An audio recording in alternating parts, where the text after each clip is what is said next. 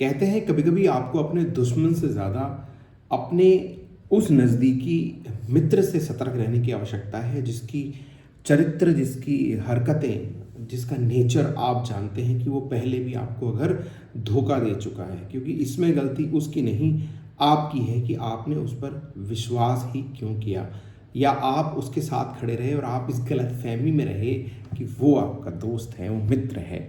सच्चा मित्र बड़ी मुश्किल से मिलता है, और अगर मिलता है तो उसको निभाना चाहिए, लेकिन जिसकी फितरत आपको पता हो, जिसकी नेचर आपको पता हो, कैरेक्टर उसको जान पहचान होने के बावजूद भी आप अगर नज़रअंदाज करें और उसकी तरफ से अपने आप को अनभिज्ञ रखें तो ये गलती आपकी है।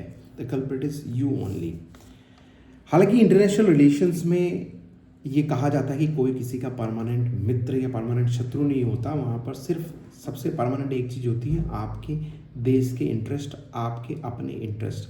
नमस्कार मित्रों, मेरा नाम है नितिन और आप मुझे सुन रहे हैं अनुशासन लाइव सूत्रास में। और आज जिस इम्पोर्टेंट टॉपिक पे हम बात कर रहे हैं, कल पीएम ने एड्रेस किया, हमारे आदरणीय प्रधानमंत्री जी ने, और काफ़ी अगर देखा जाए तो 80 यू कैन से 90% उन्होंने बातें सही की और 9 आउट ऑफ 10 उन्होंने स्कोर किया।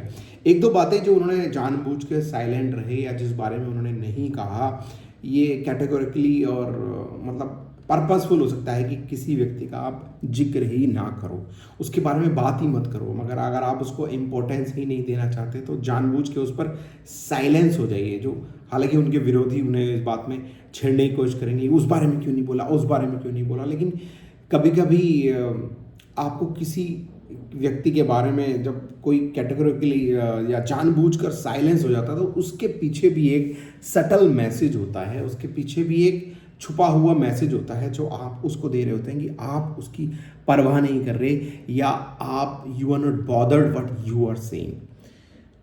बहुत कई हाई पॉइंट थे, मेन पॉइंट्स में बात करना चाहता हूँ। हालांकि ये पॉलिटिकल मुद्दे हैं और काफ़ी दिनों से मैं वीडियो बना नहीं रहा था, लेकिन जब ये माहौल ही ऐसा आ गया तो सबसे ज़्यादा इसी पे है, तो अपनी बात कह देनी चाहिए। क्योंकि ये दुनिया बुरी इसलिए नहीं कि बुरे लोग हैं, ये दुनिया बुरी इसलिए होती चली जाती है कि सही लोग भी सही बात करना भूल जाते हैं या बंद कर देते हैं। तो अपनी बात ज़रूर कहनी चाहिए। तो कई हाई पॉइंट थे उसमें। सबसे बड़ा हाई पॉइंट जो उन्होंने उसमें कहा अपने एड्रेस में, क्लियर कट मैसेजेस उन्होंने कहा कि अब जब बात होगी तो किस पे बात होगी। ये काफ़ी लोग बात कर रहे थे कि why President Trump was mentioning Kashmir and we will talk on this, will resolve this. और बहुत ही जैसे कहते हैं ना कि एक स्ट्रॉन्ग वर्ड्स है, जो टोनैलिटी होती है ना, जो जिस टोन में कहा गया है वो मैसेज देने के लिए काफ़ी है।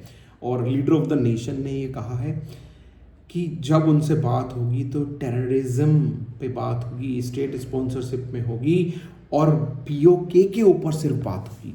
ये बहुत क्लियर कहा है उन्होंने। कश्मीर नहीं कहा, उन्होंने कहा कि पाकिस्तान ऑक्युपाइड कश्मीर के बारे में ही बात होगी। अगर किसी को बात करनी है, अगर कोई चौधरी बनना चाहता है, अगर कोई सरपंच बनना चाहता है, मीडिएटर बनना चाहता है, और उनकी तरफ से अगर किसी को बात करनी है तो बात सिर्फ पीओके पर होगी। सिर्फ कश्मीर नहीं, सिर्फ पीओके पर बात होगी। बहुत क्लियर कट कहा उन्होंने, बहुत हाई पॉइंट था उस एड्रेस का।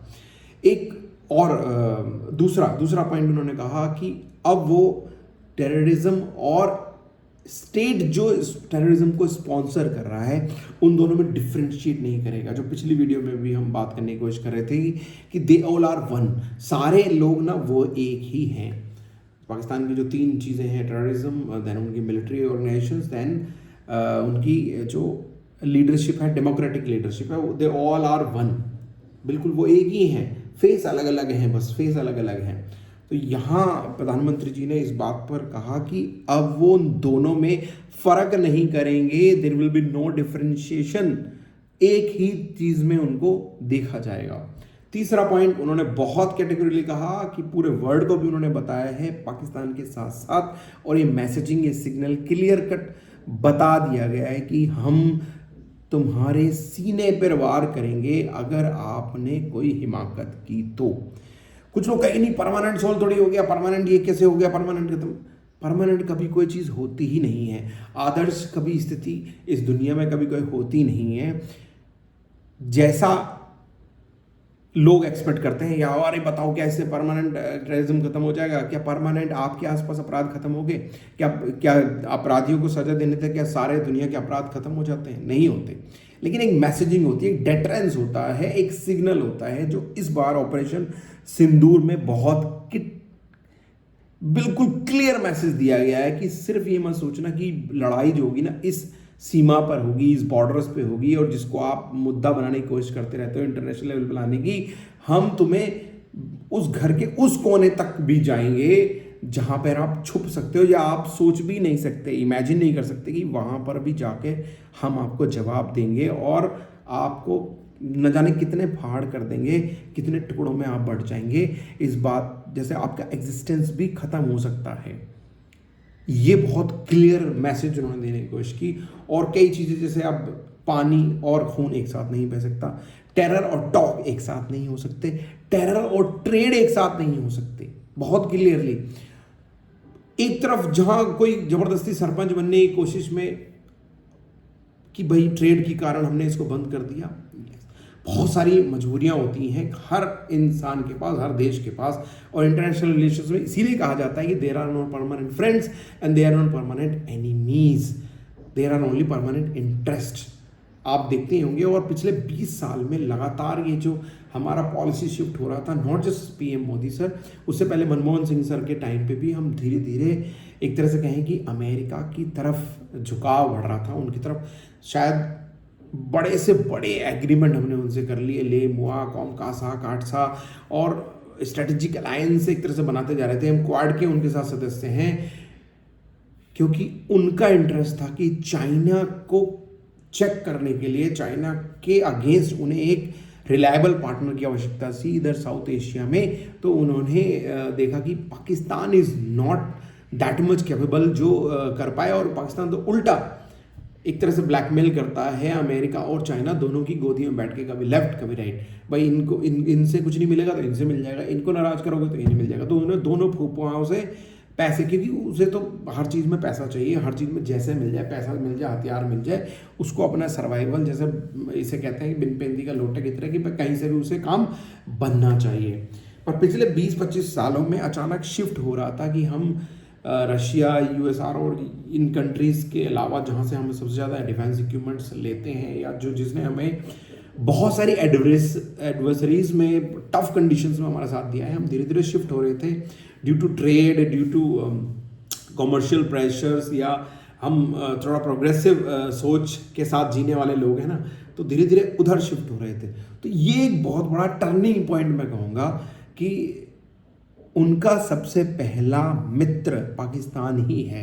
इस इंसिडेंट ने पूरी तरह क्लियर कट एक मैसेज दिया है इंडियन लीडरशिप को और इंडिया को कि अमेरिका का जो फर्स्ट अलाय है, क्योंकि वो पाकिस्तान और चाइना, इंडिया दोनों को साथ ले जाना चाह रहे थे कि दोनों एक साथ हमारे चलते रहे, इनको कुछ देते रहो, इनको कुछ देते रहो, या इन दोनों से हम बना के रहे, और एक तरह से इक्वलेंट करने की कोशिश की है। इस इंसिडेंट ने तो दोनों को एक तरह से, इंडिया पाकिस्तान, एक इक्वल पलड़े पे लाने की कोशिश की, जो कि बहुत ही खराब हरकत मैं कहूँगा यूएस के द्वारा हो गई है। और ये टर्निंग पॉइंट होगा जहाँ से हमारे शायद पूरा लीडरशिप, चाहे वो अभी जो पार्टी रूलिंग कर रही है वो, या अपोजिशन में हो, चाहे जो फ्यूचर लीडरशिप होगी, ये this will B A shift, this will B A turning point कि अब हम और इंडिपेंडेंट और सेल्फ रिलायंस की तरफ बढ़ेंगे, और हम उधर जहां हम दोस्ती के चक्कर में, जहां गलत दोस्ती के चक्कर में पड़ रहे थे, वहां से हम हटेंगे, अपने आप को और सक्षम, सबल, समृद्ध बनाने की कोशिश करेंगे, और जिससे कि हम किसी तरह के ब्लैकमेलिंग में ना आ सकें। ब्लैकमेलिंग पे मुझे याद आया कि उन्होंने, पीएम सर ने बहुत क्लियरली कहा है कि हम न्यूक्लियर ब्लैकमेलिंग में भी नहीं आएंगे, हम जो करना है वो करेंगे, अपनी शर्तों पर अपने डिमांड करेंगे और अपना जवाब देंगे। हमें कोई और नहीं तय कर सकता कि हमें क्या करना है, क्या नहीं करना है। हमारा अपना इंटरेस्ट, हमारी कंट्री का इंटरेस्ट सर्वोपरि है, और ये हम तय करेंगे, हमारी फोर्सेस तय करेंगी। As a independent nation, as a sovereign nation, हम तय करेंगे कि हमें क्या करना है, हमें कोई और डिक्टेट ना करे। हाँ, ये सीज फायर क्योंकि एक बार नहीं हुई है, यहाँ तो लगातार चलती रहती है, और ये कन्फ्लिक्ट तो 1947 से कंटिन्यू है, और ये चलता रहेगा। This will B continue. क्योंकि वो परमानेंट दुश्मन है हमारा। हमें तैयार होना है बाकी लोगों के प्रति कि हम जिनको सोचने लगे थे ना, अचानक एक परसेप्शंस की बात हो जाती है ना कि भारत विश्व गुरु बन रहा है और लोग हमारे साथ देश में साथ में है, बाकी देश हमारे साथ में है। आईएमएफ की मीटिंग में ये बहुत क्लियर मैसेज आईएमएफ की मीटिंग में भी हुआ, जहां पाकिस्तान को लोन देने की बात थी, जिसमें केवल भारत ने उसको एब्सटेन किया, क्योंकि there is no provision to give vote against, either you are in favour or you have to abstain. जो उसके 25 बोर्ड्स की मेंबर एग्जीक्यूटिव कमेटी भी है और जो बाकी देश हैं, कोई भी एब्सटेन नहीं किया उसमें। ये बहुत बड़ा क्लियर मैसेज है कि आपको अपने दम पर आगे बढ़ना पड़ेगा। आप ये यारी दोस्ती चलती है, वो एक पोस्चरिंग और सिग्नलिंग में सब है, लेकिन आपको अपने मेंटेन करना पड़ता है। और एक मैसेज पीएम एड्रेस ने भी इसमें कहा कि मेक इन इंडिया प्रोडक्ट्स को, चाहे वो डिफेंस से रिलेटेड हो या और भी चीज़ें, क्योंकि भारत की अपनी इकोनॉमी इतनी है कि वो सस्टेन कर सकता है अपने दम पर, कि भारत की ज़रूरत विश्व को है। इन जो कंट्रीज़ जो हमें दिखाने की कोशिश कर रहे हैं ट्रेड का कि उनको हमारी ज़रूरत है, ये अब हमें सिग्नल देने की ज़रूरत है। अपने इंटरनल जो मैन्युफैक्चरिंग हब है उसको और डेवलप करने की ज़रूरत है, not just in defences, in all the aspects. प्रधानमंत्री पहले अटल बिहारी वाजपेयी जी ने भी क्लियर कट टर्म्स दिया था जब पोखरण किया था कि जब हम सेक्शन लगा देंगे हम तुम्हें मतलब एक तरह से कॉर्नर कर देंगे, और उन्होंने दिखाया था कि हम क्या कर सकते हैं और हम किस कैपेबल हैं। दुनिया की ज़रूरत भारत है और भारत को कोई नज़रअंदाज नहीं कर सकता। ये बहुत बड़ा एक टर्निंग पॉइंट मैं मानूंगा यहाँ पे, कि जैसे कि ना बहुत से लोगों की आंखें खुलेंगी, कान खुलेंगे कि भैया कि यारी दोस्ती ये कुछ नहीं है, ये दिखावा से पोस्चरिंग होती है। उनका फर्स्ट एलाई पाक ही था और पाक ही रहेगा। वो चाइना के खिलाफ आपको एक तरह से तैयार कर रहे थे, आप क्वाड के सदस्य भी हो, और आपको अपने पार्टनर सही से चूज करने होंगे कि जो आपको सही समय पर सहायता करेंगे या आपके साथ खड़े रहेंगे। जैसे इजराइल कंटिन्यूस आपके सपोर्ट में रहा है, चाहे वो सपोर्ट देने के मामले में हो, चाहे वो मोरल सपोर्ट देने के मामले में हो। तो India has to be very clear, और ये टर्निंग पॉइंट साबित होगा। अब ये जो मुद्दा जो अमेरिका ने जिस तरह से किया है कि एक तरह से बराबर पलड़े में तोल दिया और हमने बंद करा दिया ट्रेड की, हमने बात कही, तो बहुत अच्छा, बहुत अच्छा। जैसे कहते हैं ना कि तुम्हारा सही चरित्र, तुम्हारा सही चेहरा, the mask is of both. Pakistan ने जिस तरह से मिलिट्री और बाकी लोग खड़े थे जहाँ पे उस मौके पे जहाँ पे इंडिया ने हिट किया था, उन्होंने भी अपना मास्क उतार दिया है। और अब अनजाने में दुनिया का सरपंच बनने के चक्कर में अमेरिका का भी मास्क उतर गया है भारतीयों के सामने से, बहुत से लोगों के सामने से। तो ये बात बहुत बड़े टर्निंग पॉइंट यहाँ साबित होगी। और पीएम ने बहुत क्लियर, मैं मतलब जब वो मैसेज था तो रियली जैसे क्या you start feeling goosebumps ना, जब उन्होंने कहा कि बात होगी सिर्फ पाकिस्तान ऑक्युपाइड कश्मीर के ऊपर होगी, अगर किसी को बात करनी है तो पीओके पे होगी। बहुत कैटेगोरिकली मैसेज दिया। अब इसमें कुछ लोग कमी निकालेंगे, उस पर क्यों नहीं बोला, उसको नहीं बोला, क्योंकि जैसे कहते हैं ना, आप किसी को अगर ख़त्म करना चाहते हैं या आप किसी को जैसे इग्नोर कर दीजिए, उसको उसकी आप वैल्यू ही मत दीजिए, उसकी आप बात ही मत कर दीजिए, बात ही मत कीजिए। वो अपने आप ही उसे लगता है यार ही डजंट वैल्यू मी, ये क्या हुआ, ये क्या हुआ। क्योंकि आप जब किसी से झगड़ा करते हैं ना तो देन आप उसको इक्वल अपॉर्चुनिटी देते हैं, लेकिन आप उसकी बात ही मत करो, आप उसको इग्नोर कर दो। जो शायद जानबूझ के पर्पसफुली पीएम सर ने किया। हाँ, लोएस्ट पॉइंट भी एक दो आता है, लेकिन ज़बरदस्त मैं कहूँगा कि उन्होंने क्लियर मैसेज उन्होंने दिया है। अब बहुत सारे जो अलग टाइप के लोग हैं जो सिर्फ क्रिटिसिज्म में बहुत ज़्यादा विश्वास रखते हैं, because the critic is one who knows everything but the value of nothing.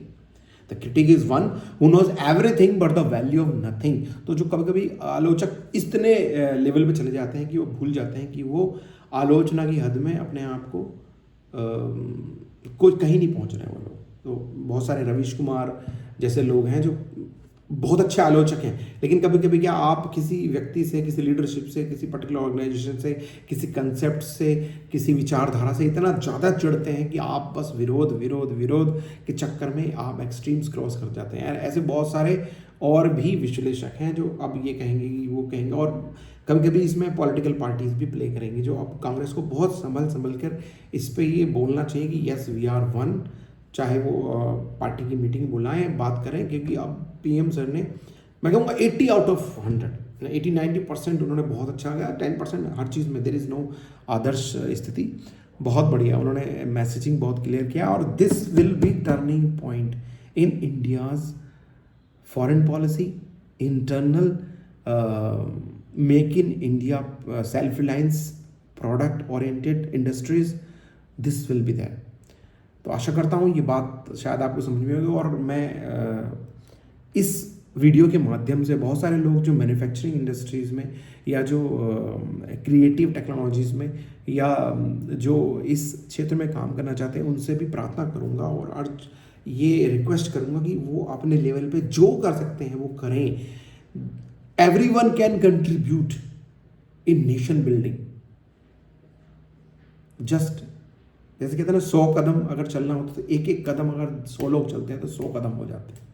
तो ऐसे ही हम सब कुछ ना कुछ कमाल कर सकते हैं अपनी अपनी ज़िंदगी में, और we can contribute towards India's development. जय हिंद, जय भारत।